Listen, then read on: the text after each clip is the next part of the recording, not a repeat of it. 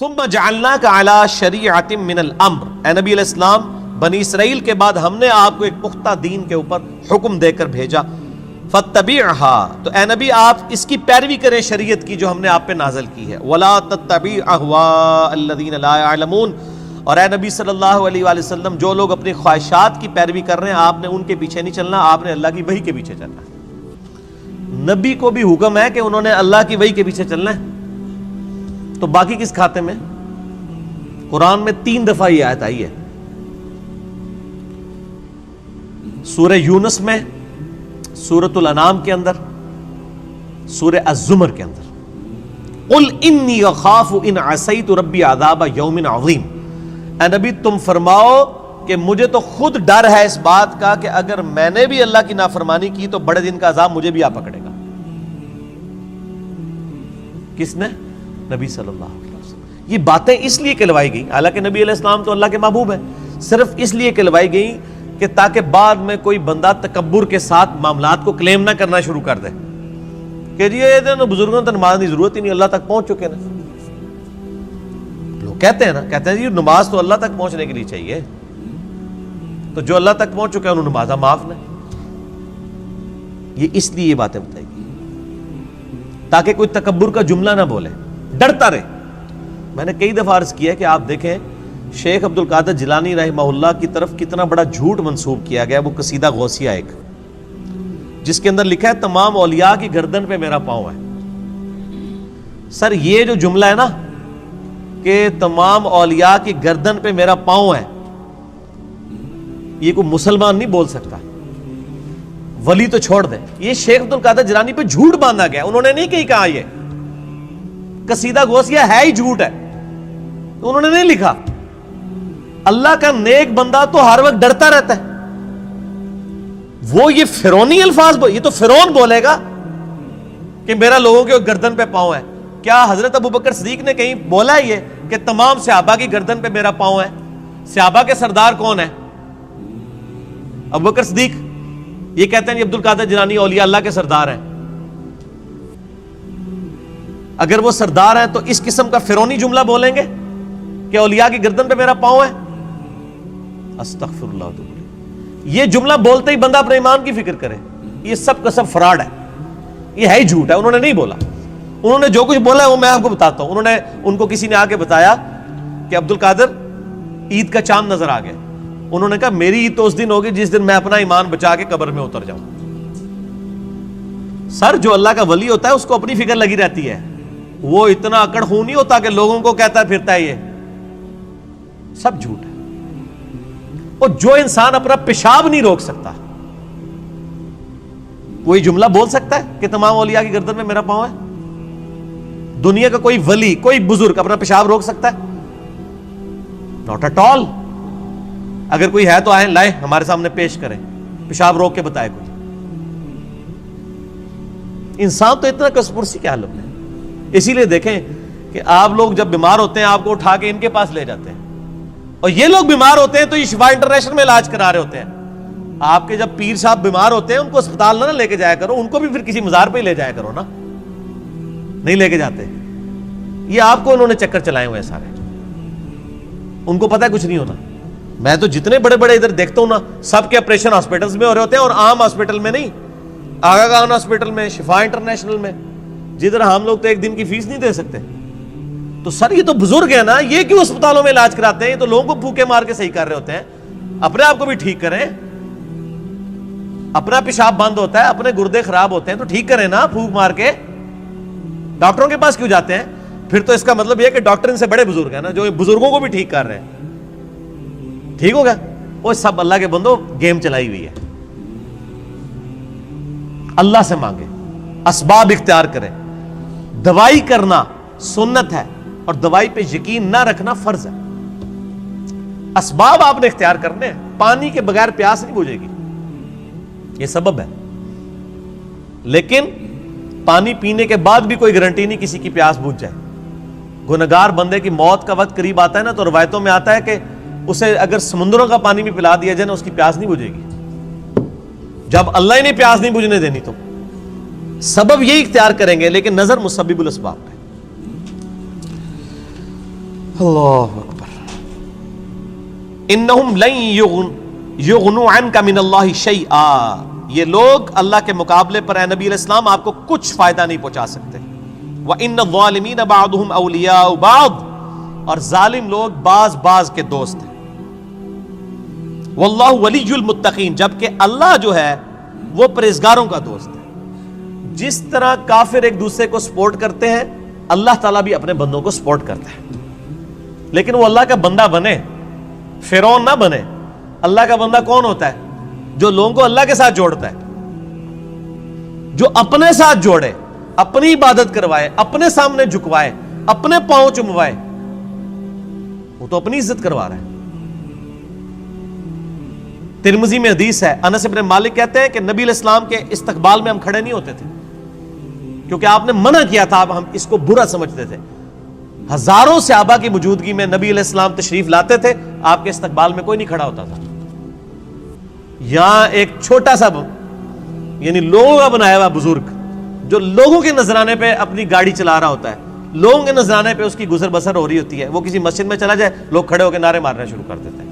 اور کدھر نعرے مارے ہوتے ہیں؟ مسجد میں. گھر اللہ کا ہے، اور تعظیم کس کی ہو رہی ہے؟ اس مخلوق کی جو وہ نعرہ مارنے والوں کے چندے پہ چل رہی ہے. اسی لیے میں کہتا ہوں نا، لوگوں نے وہ گاڑیوں کے پیچھے لکھوایا ہوتا ہے نا، نگاہ مرشد. مرشد کو بھی چاہیے وہ اپنی گاڑی کے پیچھے لگوائے نذرانہ مریدین. آپ آج نذرانے بند کریں، ان کا تو کوئی سورس آف انکم ہی نہیں ہے. اکثریت کا کوئی سورس آف انکم نہیں ہے. نہ ان کے بچے پڑھے لکھے ہوتے ہیں، نہ یہ خود پڑھے لکھے ہوتے ہیں. ان کو 10,000 کی نوکری نہیں کہیں مل سکتی، لیکن سٹیٹس وہ روزانہ کے لاکھوں روپے خرچ کر رہے ہوتے ہیں. کہاں سے؟ آپ سے. تو صرف ان کو چاہیے نا، جب اپنی گاڑی میں بیٹھیں تو گاڑی کے پیچھے لکھے مریدین کے نذرانوں کی برکت سے. اعظم من فضل ربی تے نہ نے لکھنا تے نہ دے مرید نے لکھنا ہے. وہ تو توفیق نہیں کسی نے ہونی. اصل تو یہ ہونا چاہیے اعظم من فضل ربی. تو اگر اتنے مریدین لکھ رہے ہیں نگاہ مرشد، تو پیر بھی لکھ دے نذرانہ مرید کی برکت سے، جو سچائی ہے. دوسرے والی تو ہے ہی جھوٹ ہے. نگاہ مرشد کے جس مرشد میں تسی پال رہے ہو، مرشد تو کس نے پال سکتا ہے؟ اللہ پال رہا ہے، اللہ دے رہا ہے. اللہ کافروں کو بھی دیتا ہے، اللہ مسلمانوں کو بھی دیتا ہے. اللہ جانوروں کو بھی دیتا ہے، اللہ درختوں کو بھی دیتا ہے. سب اللہ دینے والا ہے. اللہ طرف مارا ہے واللہ ولی المتقین، اللہ تعالیٰ پشت پناہ ہے پرہیزگاروں کا. ھذا بصائر للناس، یہ لوگوں کے لیے بصیرت افروز باتیں ہیں، آنکھیں کھولنے کے لیے. وَھُدًى وَرَحْمَةٌ لِّقَوْمٍ يُوقِنُونَ، اور ہدایت اور رحمت ہے یہ قرآن ان لوگوں کے لیے جو بات یقین کرنا چاہیں. جنہوں نے نہیں ماننی ان کے لیے قرآن میں کوئی ہدایت نہیں. ام حسب الذین اجترحوا السیئات ان نجعلهم كالذین آمنوا وعملوا الصالحات سواء محیاہم ومماتہم، کیا وہ لوگ جو برائیوں کا ارتکاب کرتے ہیں، کیا ہم ان کو ویسا ہی بنا دیں گے کہ جو ایمان لائیں اور نیک اعمال کریں، کہ یکساں ہو جائے دونوں کا جینا اور مرنا؟ نہیں. دنیا میں بھی بادشاہ جو ہوتے ہیں وہ اپنے تابع فرمان بندوں کو نوازتے ہیں، دشمنوں کو سزا دیتے ہیں. تو اللہ تعالیٰ ماتا ہے جو میرے ماننے والے ہیں وہ، اور جو میرے نہ ماننے والے ہیں میرے نافرمان، ان کو میں برابر کر دوں گا؟ ان کی زندگی اور موت برابر ہوگی؟ نہیں. زندگی ہو سکتا ہے کافر کی بہتر ہو، لیکن مرنے کے بعد ایمان والے اور نیک عمل کرنے والے کے لیے آخرت میں اللہ کا انعام ہے. ساء ما یحکمون، کتنا برا حکم تم لگا رہے ہو اگر تمہارے دماغ میں کہیں یہ بات ہے کہ یہ لوگ برابر ہو سکتے ہیں. وَخَلَقَ اللَّهُ السَّمَاوَاتِ وَالْأَرْضَ بِالْحَقِّ، اور اللہ نے آسمان اور زمین کو پرپز فل پیدا کیا ہے. وَلِتُجْزَىٰ كُلُّ نَفْسٍ بِمَا كَسَبَتْ، تاکہ بدلہ دیا جائے ہر جان کو جو اس نے کمایا. وَهُمْ لَا يُظْلَمُونَ، اور کسی پہ ظلم نہیں ہوگا. یہ اللہ نے ایک لائن کے اندر مقصد بیان فرما دیا ہے کہ زمین و آسمان کی پیدائش کا مقصد یہ ہے کہ اللہ تعالیٰ آزمائے گا کون نیک عمال کرتا ہے، اس کے بعد اللہ تعالیٰ نیک عمال والے کو اس کے عمال کا بدلہ دے گا، برے عمال والے کو اس کے عمال کا بدلہ دے گا. اب بڑی سخت آیت آ رہی ہے قرآن حکیم کی، اس ایک آیت پہ گھنٹوں بولا جا سکتا ہے. افرائیت من اتخذ الہہ ہوا، اے نبی صلی اللہ علیہ وآلہ وسلم بھلا تم نے اس شخص کو دیکھا جس نے اپنی خواہش نفس کو اپنا خدا بنا لیا.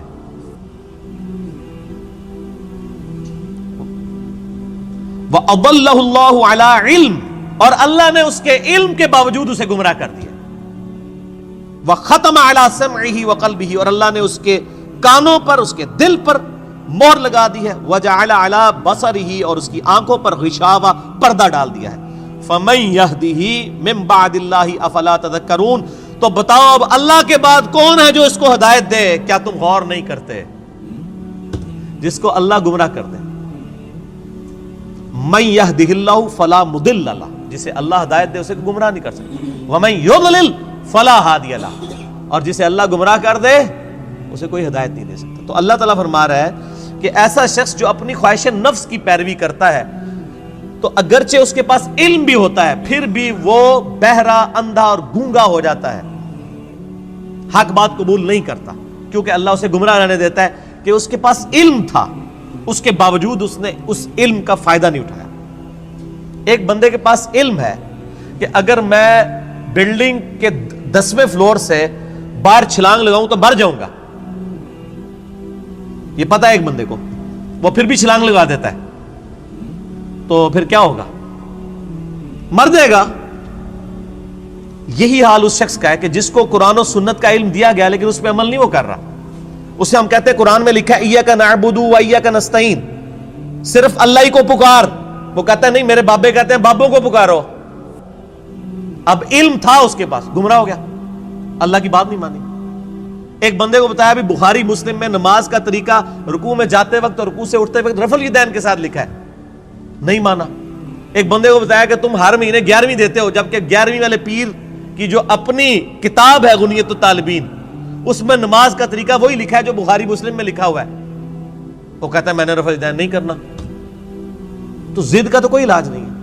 یہ وہ لوگ ہوتے ہیں جو علم کے باوجود گمراہ ہو جاتے ہیں۔ علم ہے، اسی لیے ہم اکثر وہ لوگ کہتے ہیں وہ ایڈے بڑے وہ مولویوں نہیں پتہ لگا، وہ پاگل نے، تو ہم پتہ سمجھ آ گیا۔ تو ان کو بتائیں، آپ جن علماء کہہ رہے ہیں اتنے بڑے بڑے، آپ کے مخالف اپنے علماء کو اتنے بڑے بڑے کہتے ہیں اور آپ کے علماء کو جاہل کہتے ہیں۔ بریلوی دیوبندیوں کو گستاخ رسول کہتے ہیں کہ نہیں؟ تو کیا دیوبندیوں کے علماء علماء نہیں ہیں؟ اور دیوبندی بریلویوں کے علماء کو مشرک کہتے ہیں کہ نہیں؟ تو کیا بریلویوں کے علماء علماء نہیں ہیں؟ سنی شیعہ کے علماء کو، شیعہ سنیوں کے علماء کو، اہل حدیث ان کو، یہ سارے اہل حدیث کو گمراہ کہتے ہیں کہ نہیں؟ ہم کہتے ہیں شاید ساری صحیح کہہ رہے ہو، لگ ایسا ہی رہا ہے کہ آپ اپنے آپ کو کتاب و سنت کے سامنے پیش کرنے کے لیے تیار ہی نہیں ہو۔ اگر کسی کو بات پتہ چلے وہ اللہ کا شکر ادا کرے، جی میرے تک بات پہنچ گئی، مجھے اس سے کوئی غرض نہیں ہے کہ دنیا کیا کر رہی ہے، مجھے صرف اس چیز سے غرض ہے کہ میرے نبی نے کیا مجھے حکم دیا ہے صلی اللہ علیہ وآلہ وسلم۔ اور نبی جو امت کو دے کے گئے ہیں کوئی بابا نہیں دے کے گئے۔ حجۃ الوداع کے موقع پہ کیا فرمایا؟ میں اپنے بعد تم میں 2 چیزیں چھوڑ کے جا رہا ہوں، کیا 2 بابے، 2 مولوی، 2 شیخ القرآن، 2 بزرگ، 2 صوفی؟ نہیں، کہا اللہ کی کتاب، اس کے نبی کی سنت، اس کو پکڑو گے ہدایت پہ رہو گے، اس کو چھوڑ دو گے گمراہ ہو جاؤ گے۔ تو دین تو یہ ہے۔ ایک بندہ آپ کو قرآن سکھا تو رہا ہے لیکن خود قرآن پہ عمل نہیں کر رہا، تو اس کا قرآن کا سکھانا کیا ہے؟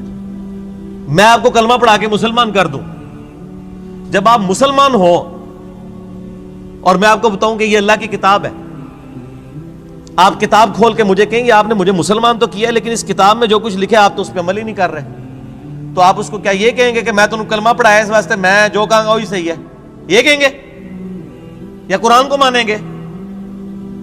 کلمہ پڑھانا تو اپنی جگہ ہے، بخاری مسلم حدیث ہے اللہ تعالیٰ فاسق سے، بدکار شخص سے بھی دین کا کام لے سکتا ہے۔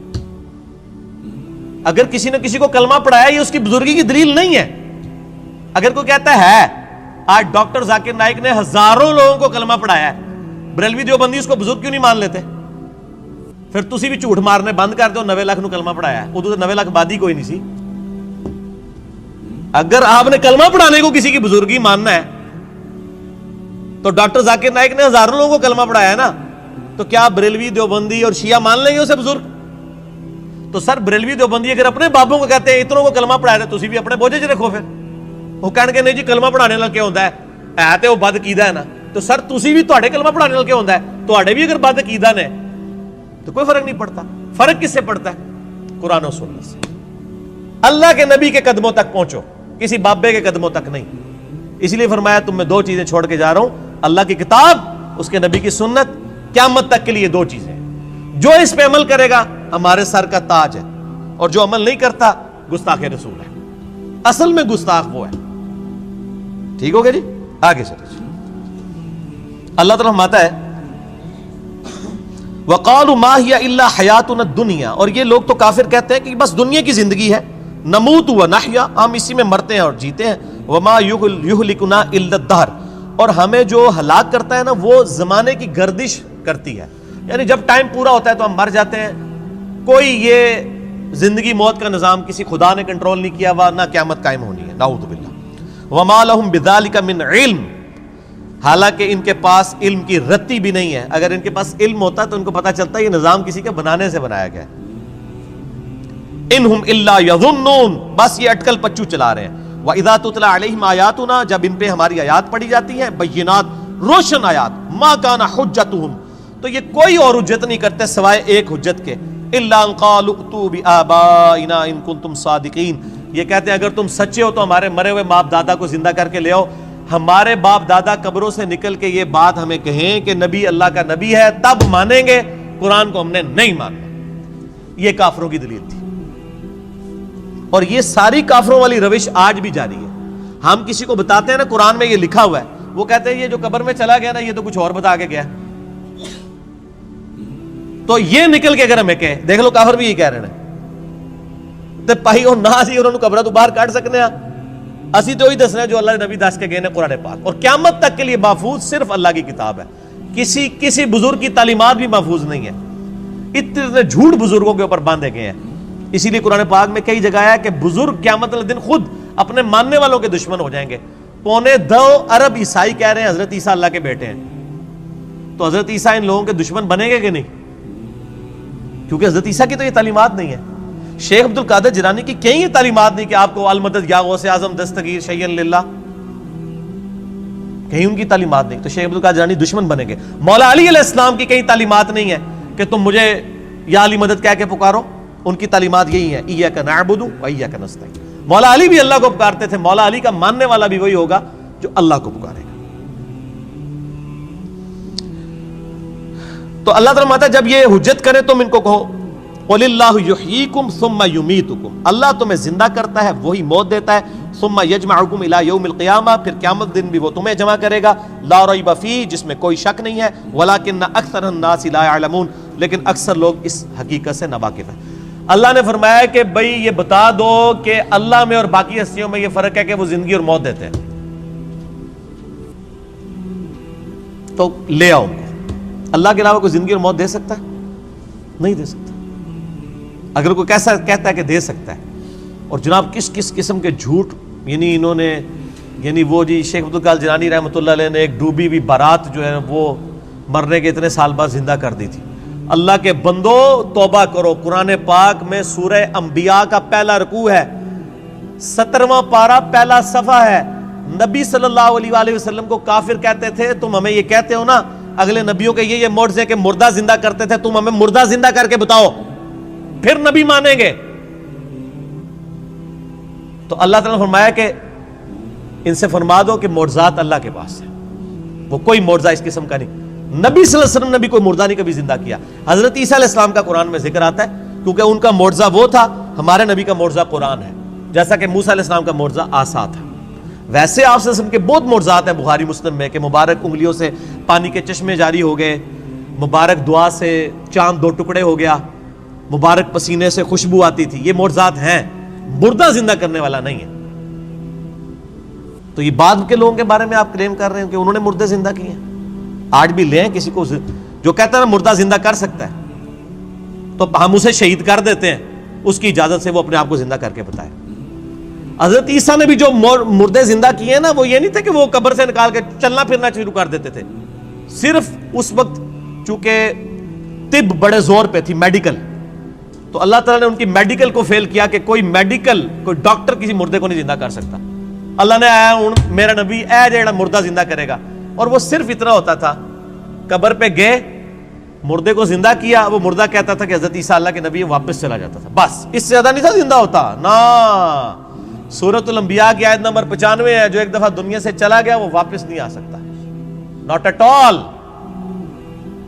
گیا دنیا میں واپس نہیں آ سکتا. اگر یہ بات ہوتی تو حضرت فاطمہ روتی روتی فوت کیوں ہوگی 6 مہینے کے اندر کہ میں اپنے باپ کا چہرہ اب دوبارہ نہیں دیکھ سکوں گی. حضرت عائشہ حضور کی لاڈلی ترین بیوی نبی علیہ السلام کی وفات کے بعد 47 سال تک زندہ رہی ہیں, اور کدھر زندہ رہی ہیں؟ اسی قبر والے حجرے کے 7 کمرے میں. میں کہتا ہوں کوئی ایک روایت دکھا دے کہ انہوں نے نبی علیہ السلام کی کبھی زیارت کی ہو قبر کے اوپر. آج لوگ کہتے ہیں ہمارے گھر میں آ جاتے ہیں, کوڑ مارنے چھڑ دو اللہ دے بندے ہو, چوڑ. سب سے زیادہ اگر کوئی حقدار تھا تو حضرت فاطمہ تھی, حضرت عائشہ تھی, مولا علی تھے. ان سے کوئی آپ کو بات نہیں ملے گی. یہ جتنی آپ کو باتیں بتاتے ہیں ساری بزرگ بابوں سے بتاتے ہیں, آپ کو حضرت ابوبکر کی کرامت نہیں بتا رہے ہوں گے اس قسم کی, تو کیا ہوتی نہیں ہے. کرامت ہم مانتے ہیں, کرامت صرف یہ ہے کہ کسی کی دعا کی برکت سے کچھ ہو جائے, مرضی اللہ کی. کوئی کر کے نہیں دکھا سکتا, کوئی کر کے دکھا سکتا ہے تو میں نے کئی بار چیلنج کیا ہے, کوئی زندہ یا مردہ بزرگ میں اپنا انجینئرنگ کا فارمولہ لکھ کے دیتا ہوں, وہ دیکھ کے پڑھ کے بتا دے.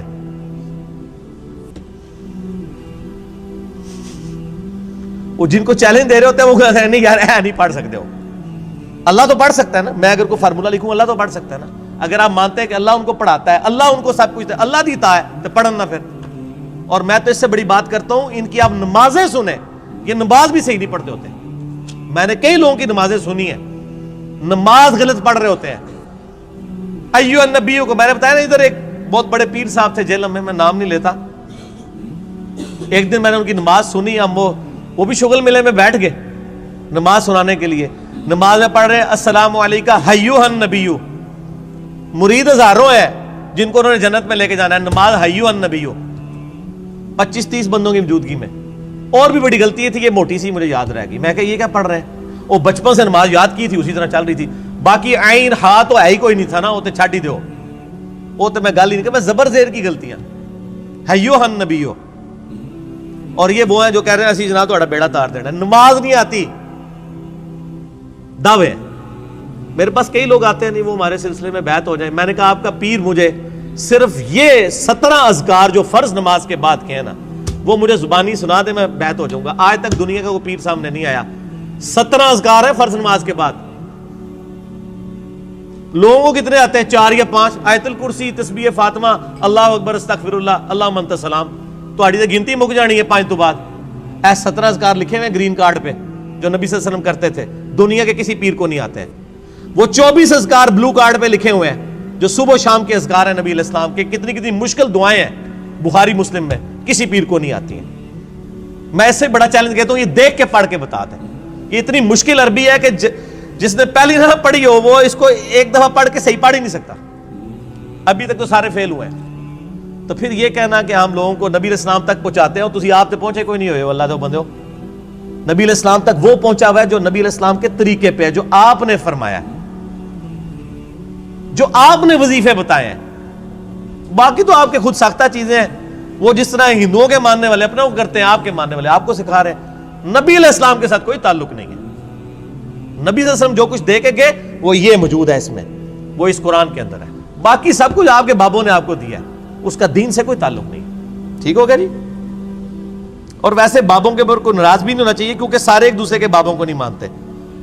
جب سارے ایک دوسرے کو نہیں مان رہے ہیں تو ہم کہہ رہے ہیں سارے ٹھیک کہہ رہے ہو, کسی کے بھی نہ مانو, ایک بندے کو اپنا امام بناؤ. امام اعظم محمد رسول اللہ صلی اللہ علیہ وآلہ وسلم صلاۃ تسلیما کثیرا کثیرا. ٹھیک ہو گیا.